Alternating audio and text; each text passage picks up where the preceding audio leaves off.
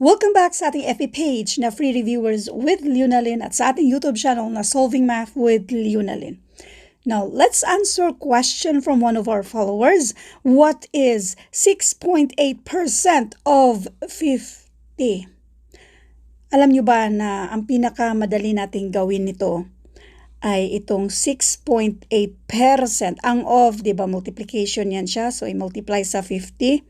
Ang pinakamadaling gawin natin ay itong percent na ito ay pwede naman nating ilagay dyan para mas madali. 50% dito sa 6.8.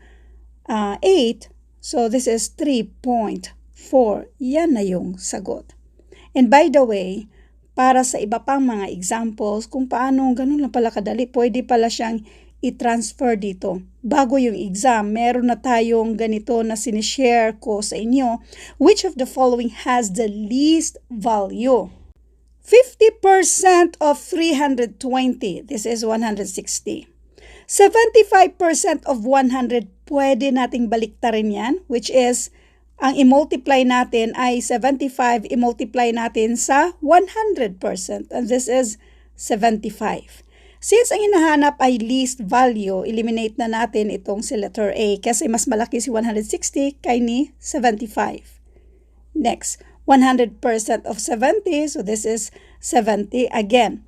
Mas least si 70 kay ni 75, eliminate na natin si B. Elimination will increase our chance of getting the correct answer. Next, 22% of 300. Again, pwede natin ibaliktad ito. Na yun yung lagi kong sinasabi last time na pwede nating ibaliktad. Ito yung gagawin nating 300%. So, 22 times 300%, ito ay pwede man natin i-cancel lang yan siya. So, therefore, this is 66.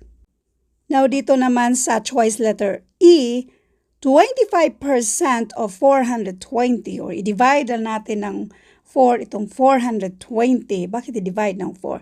25% ay pareho lang yan sa 1/4. I-multiply natin sa 420. So, i-divide lang natin ng 4. So, therefore, this is 105.